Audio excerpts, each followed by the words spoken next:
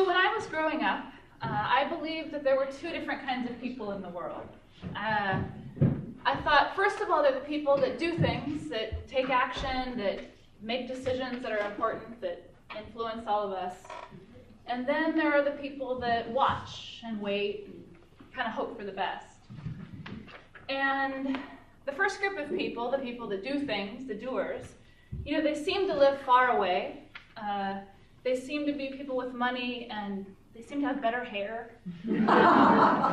And, you know, everyone else I knew was pretty much part of the second category, people that were, you know, hoping things would work out.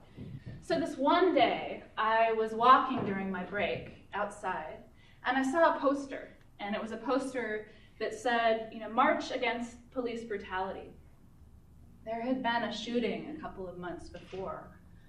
And I immediately saw this poster, and I thought, I should be at this.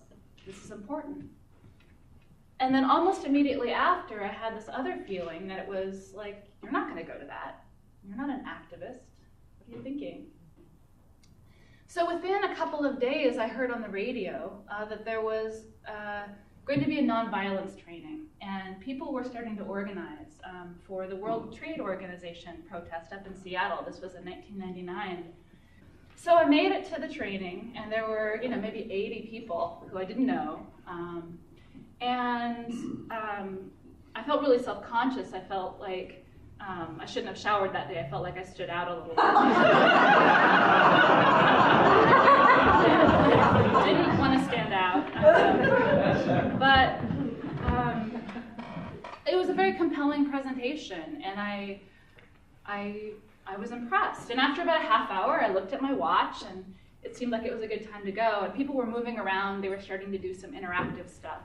And I didn't want to do that. So I got my backpack, and I turned around, and I was about to leave. And there was a very tall man with white hair, kind of wiry hair. And he saw me about to leave, and he said, "Hey, do you want to come over here and try this?" And what they were doing is they were rooting themselves into the ground and sort of clumping down and practicing so that nobody could move you if you were going to be moved. So I felt like I'd been caught. So I said, okay, this will take like 5 seconds. So I got down, I kind of hunkered down, and 2 of them tried to lift me up, and they weren't able to do it. So 4 of them came, and there was 4 people all around me, and they were all trying to lift me up. And 4 people couldn't do it. And I thought, I'm good at this. I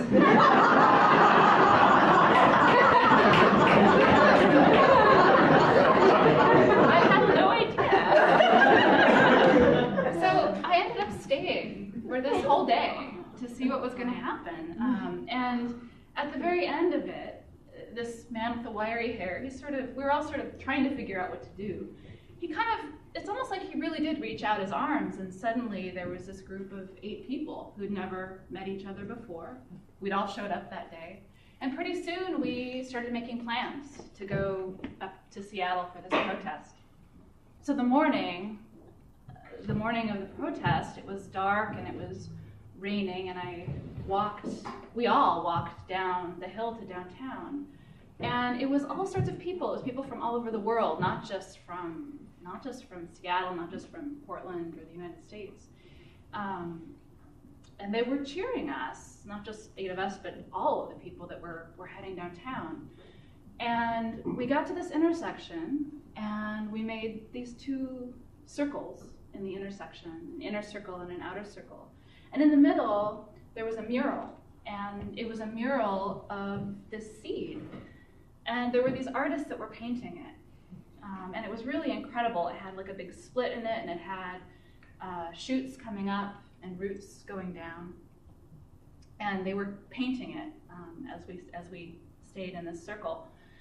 And I thought, you know, we could last probably 20 minutes, you know, and then we'll probably be cleared out.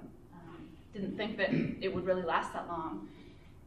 And, you know, a half hour passed and an hour passed, and there were more and more people. And pretty soon you could see that every single intersection, there were spoken word, and there was dance parties over here, and then there were people with puppets.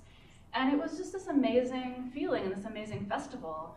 And I thought, I never thought I would experience anything like that in my lifetime. So 13 years later, I'm an activist and I'm a theater artist, and my work is the work of creating spaces for people to take action in their own lives so that they're not just spectators, but they're people taking action, they're doers, they're actors.